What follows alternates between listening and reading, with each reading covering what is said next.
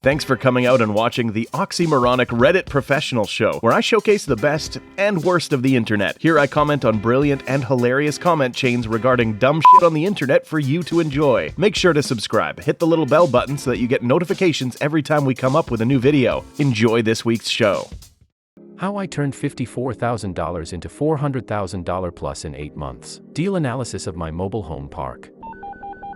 In 2012 I started buying 4 plexes in Vegas, and lean fi/red at the age of 35, living off of $3K per month. I realized it wasn't the life that I wanted and became determined to be fat fi/red. $10 million NW, $300,000 per year. I wrongly sold my units and more than doubled my initial investment of $100K. I falsely believed the parroted words that getting into Comerical was easier. No job, no assets, no credit, no problem. Well, that turned out to be a lie. And after being denied the third time by bank on personal NW/income requirements for 50-plus unit multifamily, I pivoted my investing to lending to flippers, and did some flips myself, a non-perform note or two, a wholesale or two, but knew since I loved the business model that I wanted to get into MHP. How I found this park? I was at a networking event when a newbie came in and they had a mobile home park under contract and wanted to figure out how to put a syndication together. I asked him how much his park was selling for, and he said $750,000. I explained to him you only need about 25% of the purchase price, $187,500, to purchase, and you don't need to syndicate, you just need to know someone who has that kind of cash. So I invited him to lunch. We evaluated the deal, and it was actually a terrible deal. But a partnership was born. So I gave him the metrics we would be looking for. 30% plus COC. Must be able to double the value with infill, sale of park-owned homes, filling vacancies, or addition of other income. I do not want to be an investor who rolls in, raises rent $100 per month and calls that a success. 100-plus pad site, to support full-time employees. For 18 months we looked at 5 deals a week, sent 1 letter of intent to purchase a month, and went under contract once a quarter. Of the other 5 deals we looked at, there either were massive capex expenses, faults with advertised rents, or waste treatment systems that need repair beyond 50% of the purchase of the park. And then one day, he downloaded this OM into the Dropbox, and I happened to be sitting at my computer, looked at the OM 16.5 cap, 750K purchase price, 150 park-owned homes, 24% vacancy. We immediately sent a letter of intent. 30 minutes later, how we closed and why we got a deal. During due diligence we found that the demographics of the park did not match the city's demographics, and the 80-year-old property manager had lived in the community since it was built. There has been years of embezzlement from the previous property manager, and the owners were using this park for parts for their other parks. They wanted to get rid of it and improve their other parks, which also are larger parks. We secured a 165K seller second, and have a hard money loan of 460K, and I brought 165K to the table. Our hard money lender gave us a 90K line of credit to do rehab. We closed in October of 2019. I own 80% of the equity, my acquisition partner brought no cash, and has a 10% equity stake, the management partner brought no cash and has a 10% equity stake. What I like about this post and, in my opinion, is the real secret sauce of real estate investing, was the number of relationships developed which ultimately led to success. We got the seller finance because the lender would only to 65% ARV, and I didn't have the capital at the time to get to close. So the seller split the remainder with us, and we spent many hours on the phone trying to diagnose the problems with the park. Like most deals in this price range, we couldn't get trailing 12 months, we didn't have reships or leases for most of the residents, and through the conversations we discovered the theft, and the ownership of other parks. I'm hoping to turn it into a future relationship with them to buy more of their parks with more seller financing. Regarding the theft, any legal repercussions? Not that I know of. We also couldn't even get tax returns because of the ongoing criminal investigation to theft. But we felt they had priced the risk into the sales price. In other instances where it was a 10 CAP, I didn't think the financial mess was properly priced into the property, and when we tried to explain that, they wouldn't come down on price, so we backed out. Everyone I know who became successful in real estate did it on their own. Every time I hear about relationships, it's almost always a scam. Relationships only seem to matter if you're the one with money and the people without money are trying to use you. Op sounds like he had the money and did most of the legwork, so I'm sure he could have pulled this off alone, which is why he has 80%, because he did almost everything. You are right, I could have done this by myself. But I was mentoring a team, so that we can grow together. I also have a team of flippers I work with, and at one time a team of wholesalers. I can't do it all, but I can lead, and invest money and find others who can / want to put in the sweat equity. I may not claim all the upside when I do it this way, but I've achieved a level of success above anything I dreamed possible working as a fast food manager, and now I can try to lift others up too. And by building relationships I can lift more, and rise even higher myself. I'm really happy you brought up the wastewater treatment plant. This is something overlooked by most investors that gets them into trouble. I run a contract utilities business and I have a few investors that will have me look at the treatment plant and water supply. One of my investor clients just closed on a park and was able to get $100K off the first negotiated price because he brought me in to assess the infrastructure. The treatment plant was a complete mess and was under enforcement by the state. I've saved clients over the years well into 7 figures on this tactic alone. Most of the time these treatment plants are neglected and need lots of work, and current owner is under enforcement from the state regulatory agency. That headache gets passed on to you when you buy it. It is literally a pro-investor move that can save you hundreds of thousands if not millions of dollars over your REI career. I was under contract on a park that was permitted for 120, but only had 50 homes, and the waste treatment plant was running at 85% of capacity.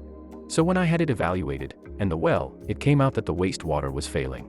When I tried to explain to the sellers that it was going to cost $250,000 for the treatment, and another $60K for new well house and holding tank, to be able to be considered a 120 pad park, and then redoing the roads was another $250,000. Was under contract and asked for the full $500K. They laughed at me. Almost 2 years later it's still for sale for $1 million. On something like that, so you ever go back to them and say the offer still stands? Or wait for them to come to you? We've called the on-site manager a couple of times. I like that one because there was an additional 64 acres that is likely harvestable timberland. But that's not what it's being sold as. But if I could pick up the timberland and a park, oof, but I won't overpay. I did have another one. It was listed at 1.8 M. I offered 1.2 M and the broker laughed at me. Said he wouldn't even submit my offer. 3 months later he called me back to see if the offer stood. And I told them the new offer was $1 million. He laughed at me again. Problem is people are paying dumb money right now. The real deals will be when the buyers find out they overpaid and want to get out. Damn, that sounds like it would be a great deal. If you can get them to come to the right price. I'm in HCOL area and you can say that again on the dumb money.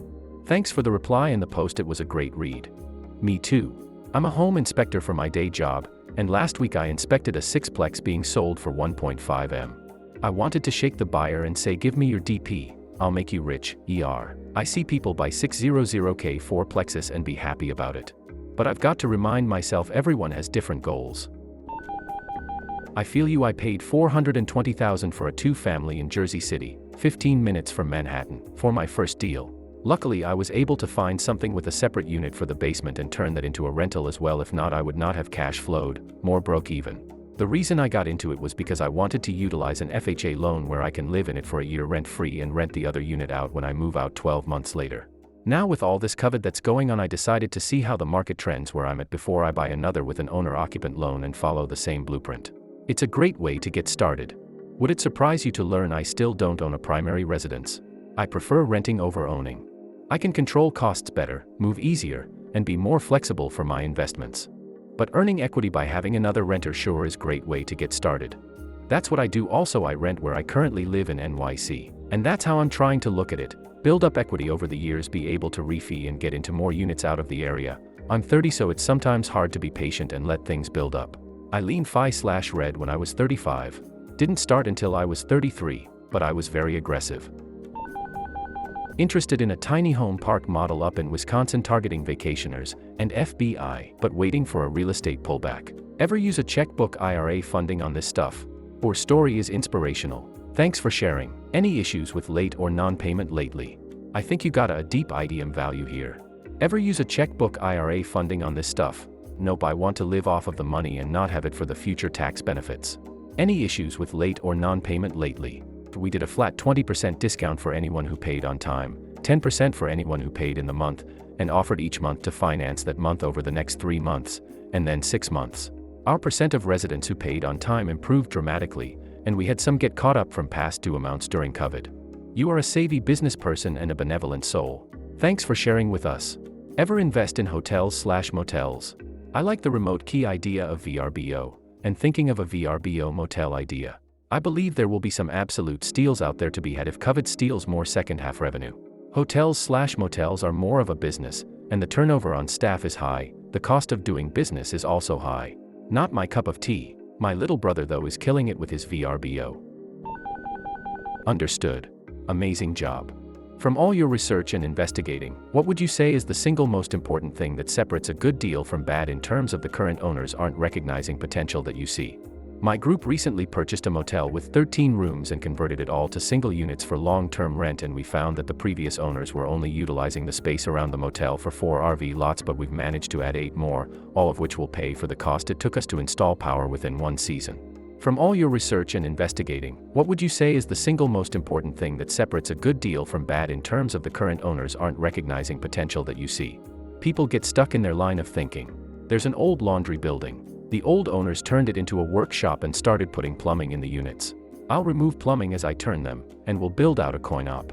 There's a 2-acre field in front with street access. I'm going to put down 35 self-storage units. The biggest thing, I think, is to be exposed to all the different ways you can make money, and thinking critically of the ways that you can implement that in the property.